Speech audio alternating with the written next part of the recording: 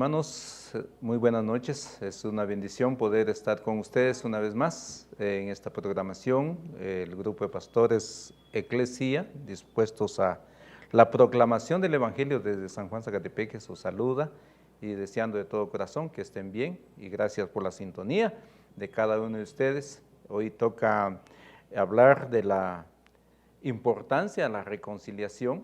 La semana pasada, pues nuestros hermanos pastores hablaron de la palabra no mataréis, o sea, cosas del sexto mandamiento, pero hoy toca que hablar sobre la importancia de la reconciliación como hijos de Dios, siervos o como usted quiera llamar, porque el perdón o la reconciliación no solo se debe dar entre los miembros de la iglesia, sino que también a los ministros, pastores, pues hay algún roce en algún momento y qué importante es pensar y estudiar esta palabra para que lleguemos al entendido, hermanos, que sí necesitamos nosotros reconciliarnos y poder seguir nuestro ministerio.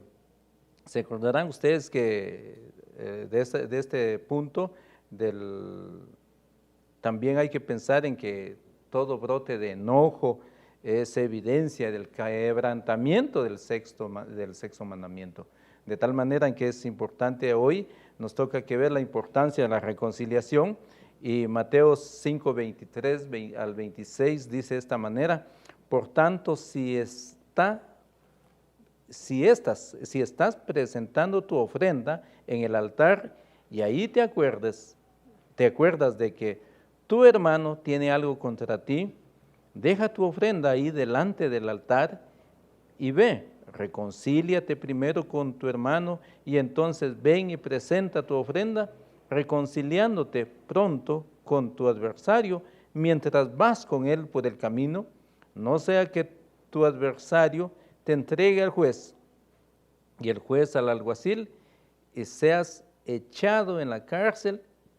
En verdad te digo que no saldrás de ahí hasta que hayas pagado el último centavo. Entonces vemos la importancia de la reconciliación y la frase que dice por tanto. Indica que lo que Cristo está apuntando a exponer en su aplicación o consecuencia directa de lo que acaba de enseñar en los versículos 21 y 22. Su tesis ha sido que el alcance ético del sexto mandamiento no se limita solo al homicidio, sino que también incluye toda manifestación menor del espíritu homicida, así como el odio, el rencor, el insulto, el desprecio, descalificación o enemistad. Debemos tomar muy en cuenta esta parte, mis hermanos, al saber en que solo el ser homicida sea castigado. Debemos tomar en cuenta lo que el Señor Jesús está apuntando a esto, que muchas veces no nos damos cuenta. Pero recordemos que hay odio en nuestros corazones. Muchas veces con alguna actitud nosotros podemos asumir odio en nuestros corazones, rencores y de repente hasta insultos puede haber, desprecio, descalificación o enemistad. Y estaba pensando mientras leía este versículo decir, es cierto que a nivel de ministros, de pastores, en las congregaciones, se está dando esta situación, se está dando, hay odio muchas veces en las familias mismas. Usted se da cuenta como ministro o los líderes en la iglesia de los problemas que atañan hoy en día en la iglesia o en las iglesias, de que hay muchos problemas. Entonces de ahí nace el odio, el rencor, el insulto, el desprecio y las enemistades. Jesús procede desde lo más trascendente, el mandamiento que establece el principio general, no matarás, a las ramificaciones aparentemente más insignificantes, las jotas y tildes de la ley aplicadas en la vida cotidiana de los discípulos. Esta transición se ve como solo el contenido de las instrucciones, sino en el cambio desde el plural al singular. Veíamos en los textos anteriores que decía, oísteis que fue dicho. Ahora dice, os digo. Si trates de ofrendar, es como si dijera a cada uno de sus discípulos, no piensen que este mandamiento no tiene nada que ver contigo, pues tú también puedes ser culpable de haber ofendido a otros y por lo tanto debe haber provocado en ellos sentimientos que quebrantaba el espíritu de la ley. Ahora en los versículos 23 al 26 pone dos ejemplos de las implicaciones de esta interpretación. Su preocupación no está ya en sentar cátedras, demostrando que todas estas cosas son malas. Esto lo da por sentado. No estaba pensando solo voy a dar una cátedra, voy a decir esto, sino que estaba dando por sentado las cosas.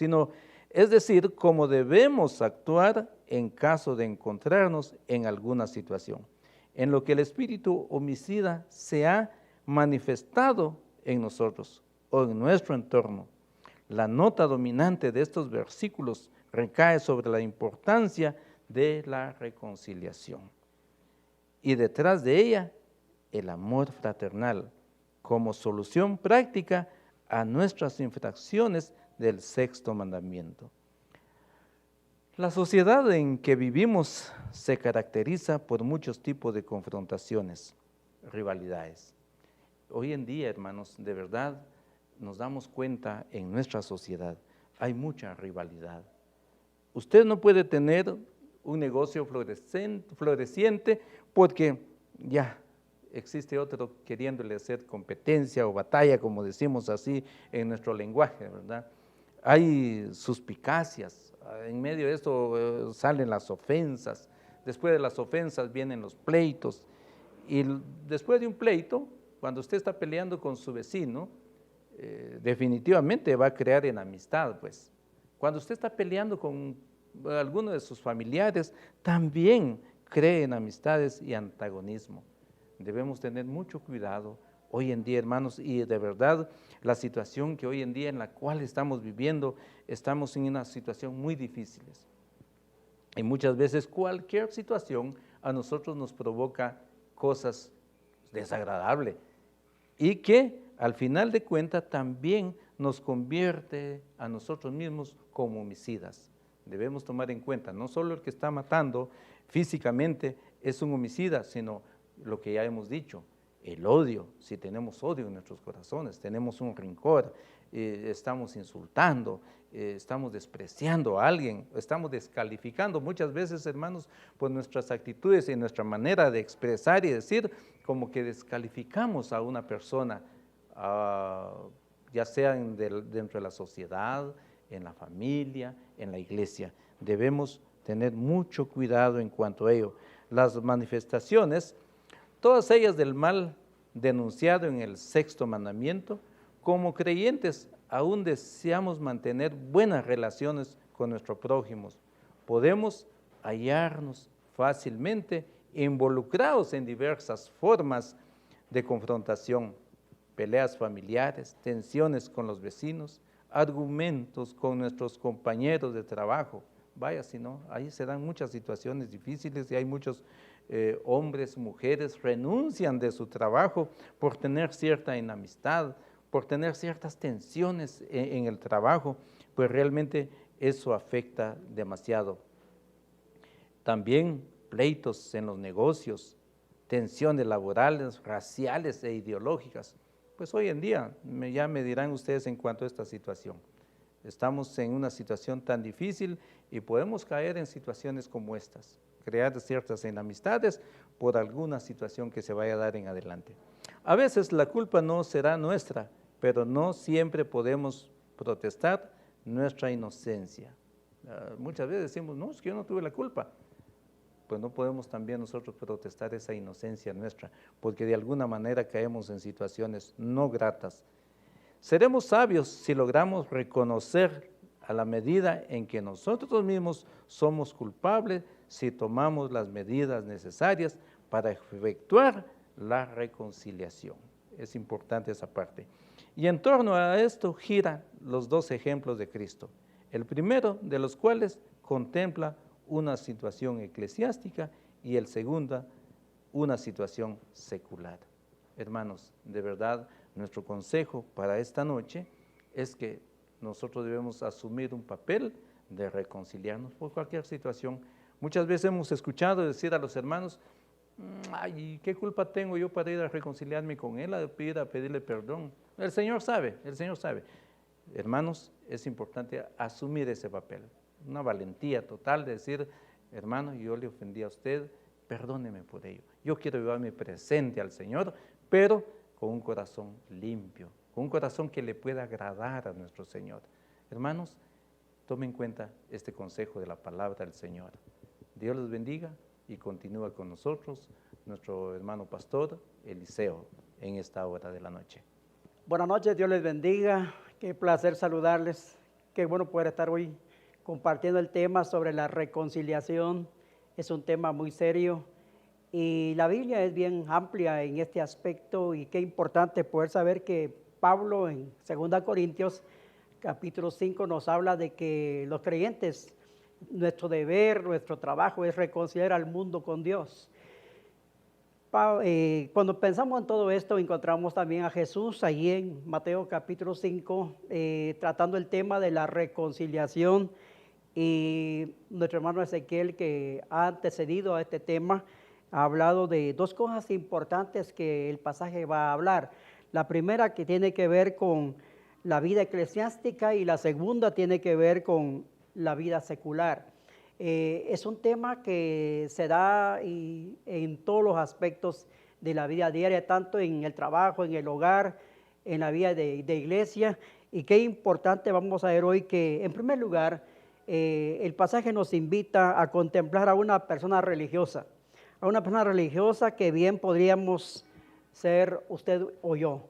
Y en esta parte vamos a ver que la persona es cumplidora de la ley, temerosa de Dios, la clase de persona que intenta hacer la voluntad de Dios. Sin embargo, también no solo eso, acatar los requerimientos de las Escrituras en cuanto a sacrificios y ofrendas y cumplir con las obligaciones del culto. La frase que tenemos aquí es presentar tu ofrenda al altar. Seguramente debe ser entendida en su sentido más estricto. Cristo no está contemplando a la persona pecadora que trae su sacrificio para ofrecerlo en el altar, templo o el lugar de expiación por sus pecados, ni tampoco a la persona que trae una ofrenda monetaria para dejarla en las arcas del santuario, como se hacía en Marcos capítulo 12, 41 y 42, sino a la que trae ofrenda voluntaria de acción de gracias para ofrecerlas al Señor. Las instrucciones acerca de esta clase de ofrendas, clasificadas como holocaustos, oblaciones, ofrendas de primicias y ofrendas de paz, era un tema muy relevante en el Antiguo Testamento. Se hallaban también escritas en Levítico capítulo 1, verso 2 y el capítulo 3, 17 de Levítico, donde regulan las maneras como el creyente venía a ofrecer su ofrenda.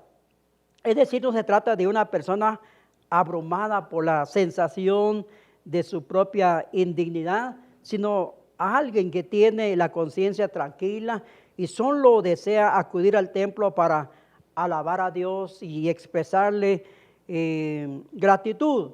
Quizás el paralelo más exacto en nuestros días sería no el creyente que acude avergonzado a la mesa del Señor para confesar su pecado y buscar perdón, o alguien que días antes haya cometido un pecado de cualquier índole y se sienta triste o muy avergonzado.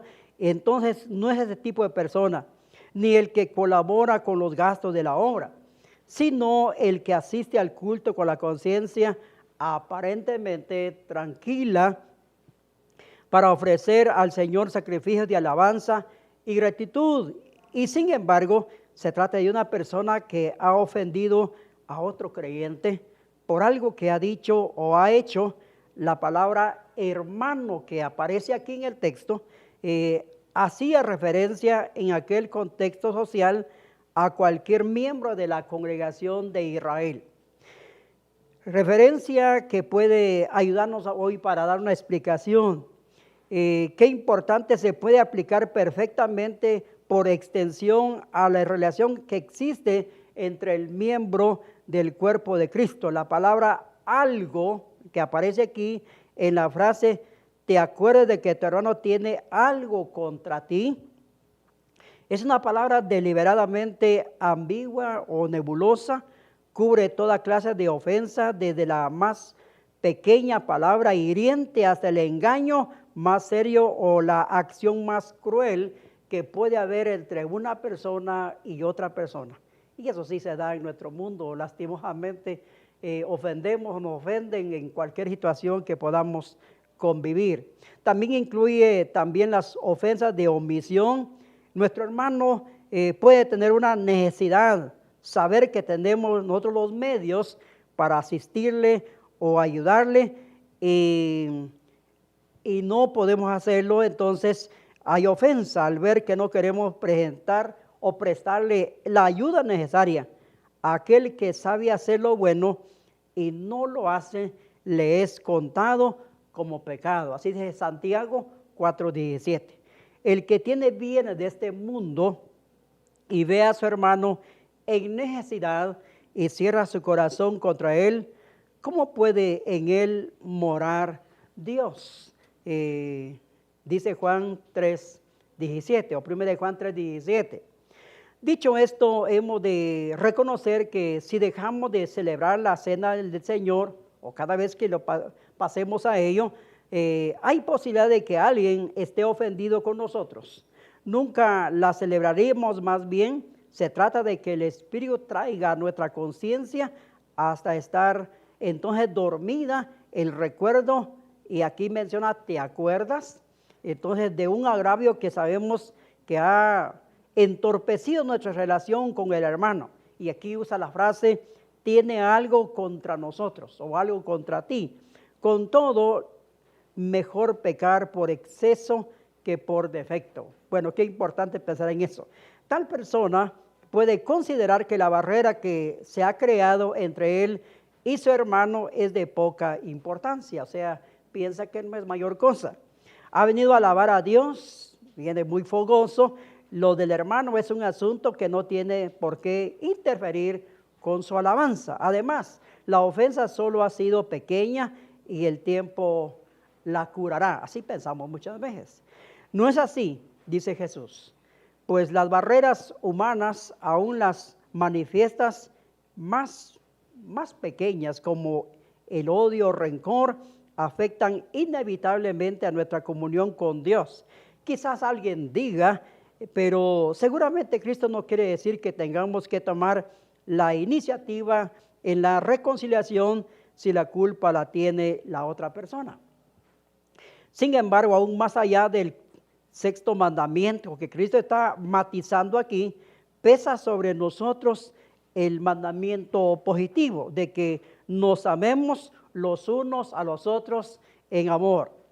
Entonces, el amor siempre está dispuesto a ir más lejos que la ley.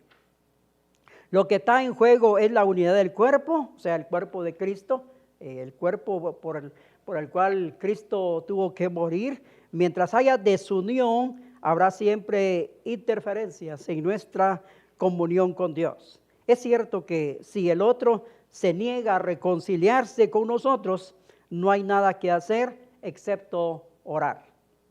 Pero antes debemos intentar la reconciliación, aunque solo sea por amor al cuerpo de Cristo. Si alguno dice, yo amo a Dios y aborrece a su hermano, es un mentiroso, porque el que no ama a su hermano, a quien ha visto, no puede amar a Dios a quien no ha visto, según 1 Juan 4:20.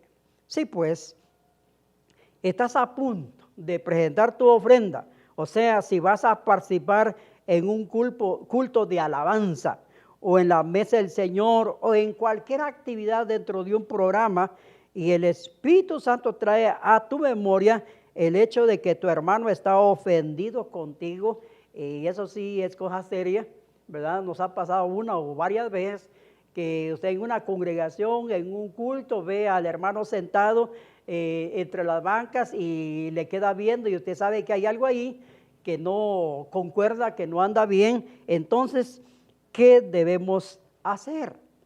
En vano sigues adelante con tu participación, porque tales sacrificios ofrecidos en condiciones de roce y conflicto no pueden agradar a Dios. ¿Cómo puede el padre de familia complacerse de las expresiones de amor de su hijo mientras sabe que esté peleando con su hermano?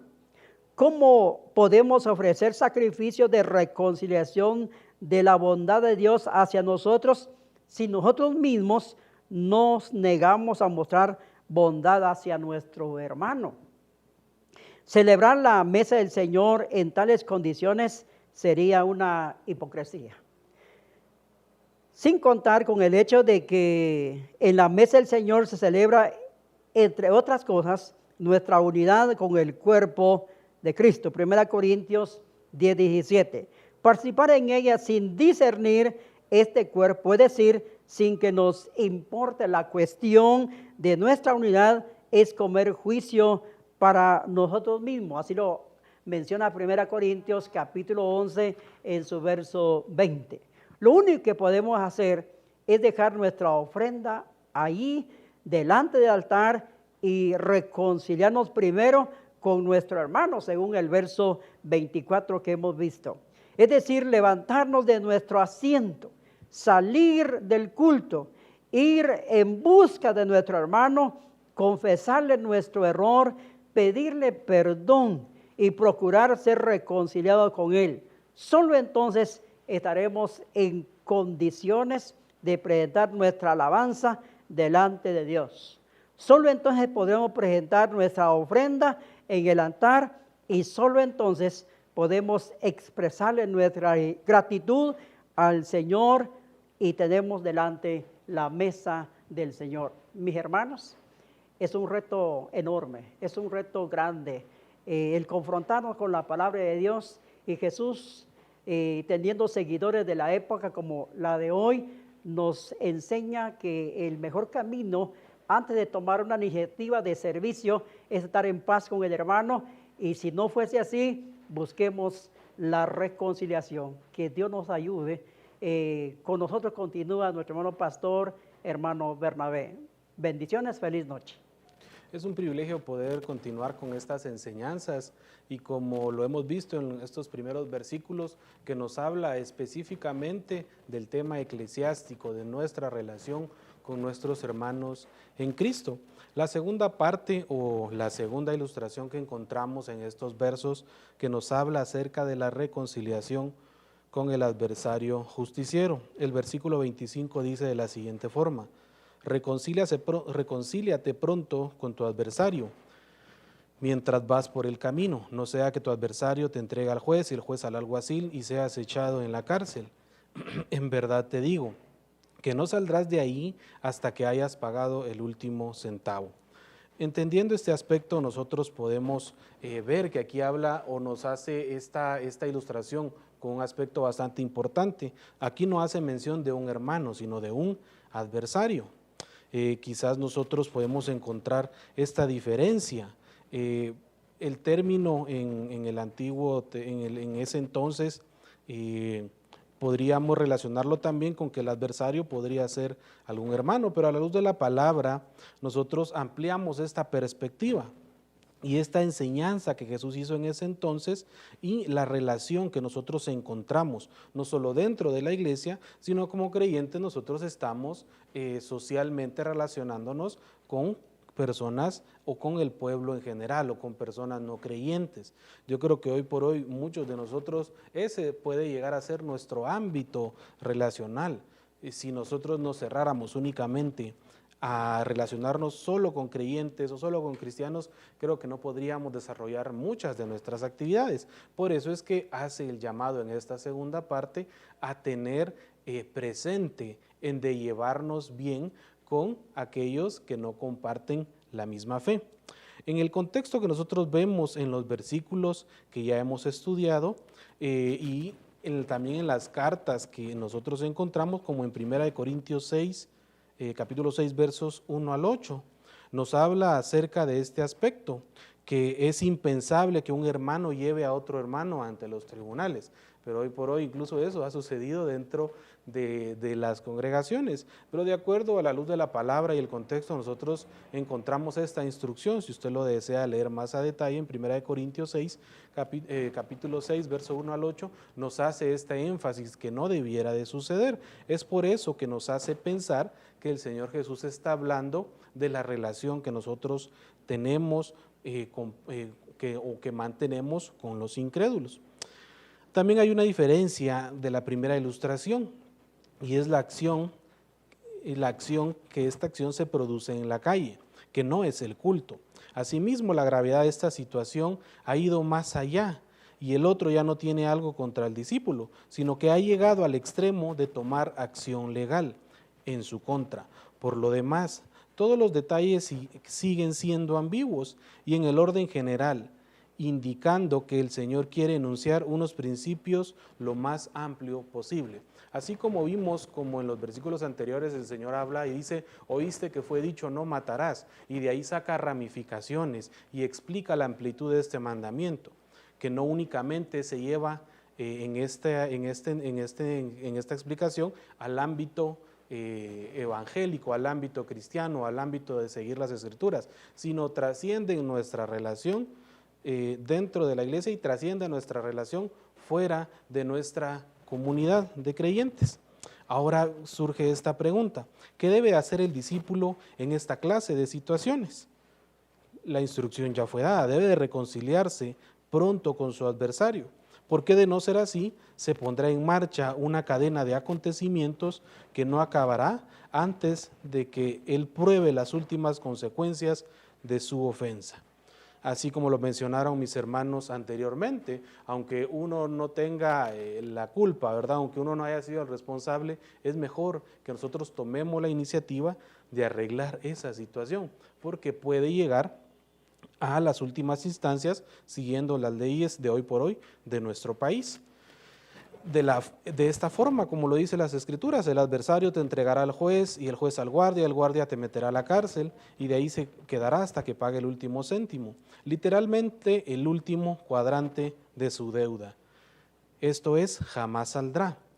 Urge que nosotros como creyentes hagamos las paces si estamos en alguna situación. Debe de hacer todo lo posible para solucionar el asunto antes de que llegue la intervención de los tribunales.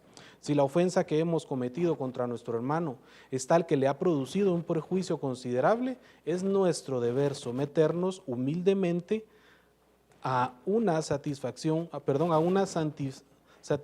pacífica y equitativa. No sea que se requiera que la intervención de los tribunales y nos pongan en ese extremo de llegar a la cárcel. Es preferible llegar a un entendimiento por los pleitos antes que llegar a los tribunales. ¿Cómo debemos entender nosotros estas palabras? Podríamos nosotros tomarlo como un consejo práctico, como un consejo para los discípulos. En estos versos nosotros encontramos que los discípulos no querían tener que comparecer ante los jueces por deudas impagadas y acabar en la cárcel. Por lo tanto, deben de seguir el consejo de Jesús y hacer las paces con sus acreedores. Muchos pensadores, muchos comentaristas cristianos indican que esta es una interpretación de las palabras de Jesús y como un consejo para evitar pleitos. En el énfasis general del sermón nosotros encontramos que Cristo sugiere que está pensando más en el juez celestial y en los tribunales. Usted y yo encontramos todo en la Biblia referencia de nuestro caminar para con Cristo. El mismo Dios que no encuentra agradables las ofrendas presentadas por alguien que no quiere reconciliarse con su hermano, lo que vimos en el versículo 23 y 24, consignará a la cárcel eterna a todo aquel que se niega a efectuar las paces con su hermano, mientras va con él por el camino, es decir, en el camino que conduce al magistrado. Todos vamos hacia un encuentro con Jesús, que el espíritu de reconciliación debe ser evidente en todo nuestro caminar. No podemos escoger en estas áreas de mi vida, yo sí voy a estar bien delante del Señor y me voy a reconciliar porque es hermano en Cristo. Pero con alguien que no tiene temor del Señor, hasta caemos en el error de decir no vamos a ceder o vamos a llegar hasta las últimas instancias. ¿Cómo vamos a poder presentarnos delante del Señor si no nos atrevemos a solucionar esas situaciones? ¿Cómo nos vamos a presentar en ofrenda de olor agradable al Señor si tenemos conflictos y eso va a impedir que llegue nuestra ofrenda hasta delante de la presencia de Cristo? Esta interpretación está definitivamente en armonía con lo que el Señor dijo en muchas ocasiones y como lo dice en el versículo 22. Como lo acabamos de ver, que el enojo y el insulto merece el infierno de fuego. En el capítulo 6, verso 14 y 15, dice de la siguiente forma: si perdonáis a los hombres sus transgresiones, también vuestro Padre Celestial nos perdonará a nosotros o a vosotros, pero si no perdonáis a los hombres, tampoco vuestro Padre perdonará vuestras transgresiones. Encontramos varias parábolas en las Escrituras y una de ellas y varias de ellas nos hacen recordar la misericordia del Señor. Varias de ellas nos hacen recordar y nos hacen ver y reaccionar acerca de estos pasajes, como la suerte del siervo que no quiso perdonar la deuda de su consiervo, aun cuando él acababa de recibir perdón de su propia deuda. A los verdugos, como lo dice el capítulo 18, versos 34-35, a los verdugos hasta que pagara todo lo que debía, el cual el Señor añade: así también mi Padre Celestial hará con vosotros, si no perdonáis de corazón a cada uno de su hermano. La diferencia que nosotros podemos encontrar en estos textos es que se condena la indisposición de perdonar las ofensas cometidas contra nosotros, mientras aquí se condena la indisposición de buscar reconciliación con aquellos a los que nosotros hemos ofendido. ¿Cómo puede trascender un mandamiento como lo mencionamos en estos versículos, el sexto mandamiento de no matarás, y lo implica en la acción o en el deseo que esto puede llegar hasta su lugar o a la cúspide? Todas estas ramificaciones nosotros en algún momento podemos haber tenido algún enojo, alguna molestia, y es lo que nos mencionan esos versículos. Como lo dice en los primeros versos, ¿verdad? No matarás, pero yo os digo, nuevamente aclara él, de cualquiera que insulte, de cualquiera que ofenda a su hermano, y eso nos abarca a todos nosotros. Ahora, ¿cómo encajamos nosotros en estas enseñanzas, en el esquema de la salvación? ¿O cómo encajamos nosotros en la doctrina de la salvación? Si decimos que la salvación es gratuita, considerada por Dios que todos los que creen en Cristo son salvos, ¿cómo puede Cristo decir que seremos descalificados por nuestras obras? Eso no encaja, pero si nosotros entendemos que esta pregunta nos hace reaccionar y nos plantea que muchas veces en torno a las Escrituras las respuestas las encontramos en diferentes parábolas, como en Mateo 18. Encontramos la parábola del siervo, ¿verdad? Que no perdonó, él recibió perdón y él no tuvo la capacidad de perdonar. Nosotros como personas cristianas, como creyentes, como Dios nos ha dado la oportunidad de reflejar ese amor que nosotros tenemos en Cristo. No podemos decir que amamos a Cristo si despreciamos a nuestro hermano. No podemos decir que somos seguidores de Cristo si no reflejamos ese carácter de perdón. Podríamos decir que nuestra fe o nuestra forma de creer estaría en tela de juicio. La autenticidad de la conversión no existiría. El Evangelio nos llega o nos hace un llamamiento de arrepentimiento y de fe.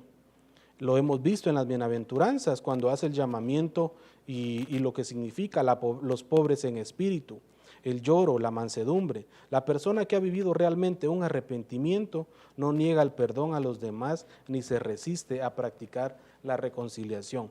Cada uno de nosotros hemos tenido una experiencia muy personal en Cristo y hoy por hoy estamos donde estamos delante de la presencia del Señor, no por ser los mejores o los merecedores, sino porque recibimos ese perdón, porque recibimos la oportunidad de proclamar el nombre de Cristo en mi caso.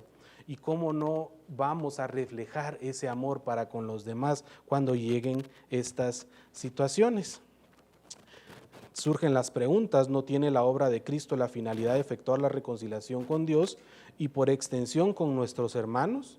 Es decir, si yo recibo misericordia, ¿por qué yo no voy a poder darlo de esa forma? ¿No es la obra del Espíritu Santo quebrantar nuestro orgullo y enseñarnos a reflejar las virtudes de Cristo? La persona que mientras va por el camino de esta vida nunca adquiere la capacidad de buscar la paz con sus hermanos, coloca una gran interrogante sobre la realidad de la obra, de la gran obra o de la gracia que Dios hizo, que niega la misericordia a otros. ¿Será que la merece el mismo de parte de Dios? Yo recuerdo muchos de los temas que hemos hablado, donde hablábamos de vivir una vida consecuente. Decimos que somos seguidores de Cristo, pero no lo reflejamos. Y aquí nos habla sobre este aspecto que puede interrumpir nuestra relación con Dios. De la misma forma que habla en Isaías 58 del verdadero ayuno, ¿verdad? Que hace un llamado a componer ciertas cosas de nuestra vida, a componer ciertas actitudes para poder presentarnos delante del Señor con nuestra mejor ofrenda. Aquí nosotros podemos ver el alcance y la seriedad de este mandamiento, del sexto mandamiento, no matarás. Hoy nosotros podríamos decir, pero yo no mato a nadie, no cometo ese pecado. Pero al ver la explicación que hace Jesús y las ramificaciones y el alcance que esto tiene de llegar al punto que nosotros tenemos que ser conciliadores, debemos de buscar la reconciliación para que nuestra búsqueda delante del Señor no sea entorpecida. Y todo esto va enfocado a nuestra comunión con Dios, que debe de ser constante. Nosotros vemos aquí que nos hace esta aclaración. El reo de muerte no solo es el homicida, sino también aquel que abriga cualquier odio, cualquier rencor en contra de su hermano. De acuerdo a lo que acabamos de leer en estos versos, eso implicaría.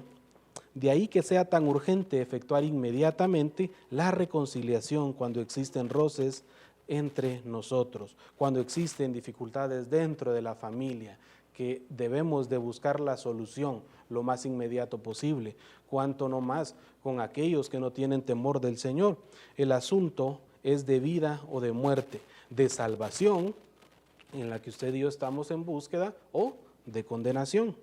Negarnos a reconciliarnos con nuestro hermano es negar la obra reconciliadora de Cristo.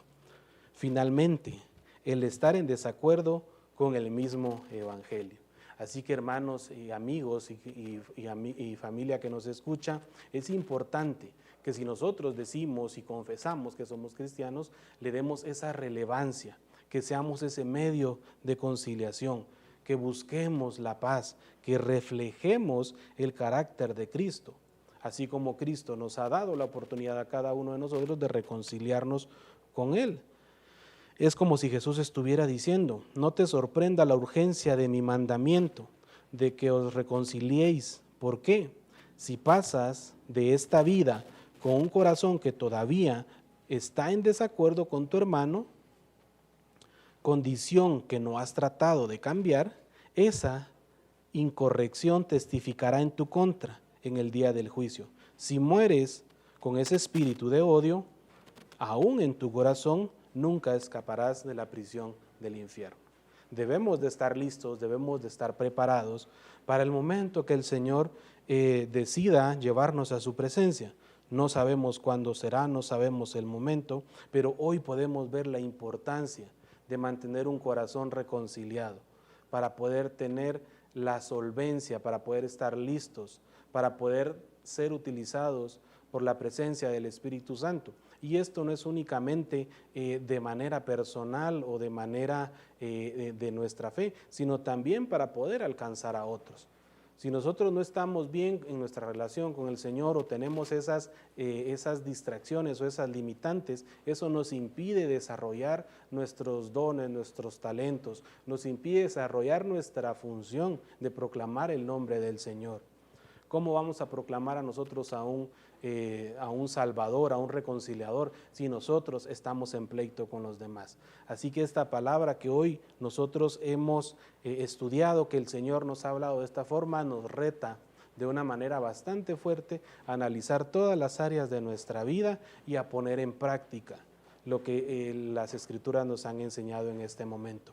Voy a pedir que nos puedan acompañar con una oración para darle gracias a nuestro Padre por este tema, y si alguna palabra ha quedado en tu corazón, esperamos que la puedas poner en práctica.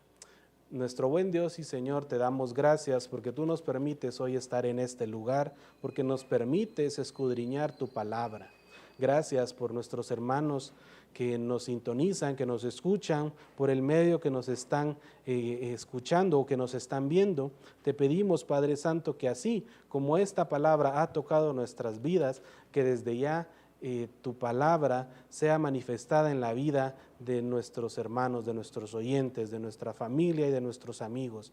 Gracias porque tú nos hablas a tiempo, porque tú nos haces recapacitar y reaccionar, y estamos en búsqueda de esa perfección que será hasta el momento que tú vengas por nosotros. Te pedimos, Señor, que podamos seguir perfeccionándonos como tú deseas, que podamos seguir creciendo en este evangelio, que podamos seguir dando testimonio por medio de nuestras vidas y alcanzar muchos más almas por medio de nuestro testimonio. Gracias por esta oportunidad y poder proclamar tu nombre de esta forma. Bendecimos las familias, bendecimos los hogares que hasta donde hoy podemos llegar, y te pedimos, Señor, por tu Espíritu Santo, que pueda permanecer, que pueda proveer en todo el sentido, que pueda proveer un crecimiento espiritual, que pueda proveer inquietud de conocimiento, que pueda proveer todo, en todos los aspectos que como humanos necesitamos y que necesitan cada uno y cada una de las familias. Te agradecemos por esta oportunidad. En el nombre de tu Hijo amado decimos amén y amén. Dios les bendiga, que tengan una muy buena noche, y recuerde, somos Eclesía, pastores unidos para proclamar el evangelio. Bendiciones.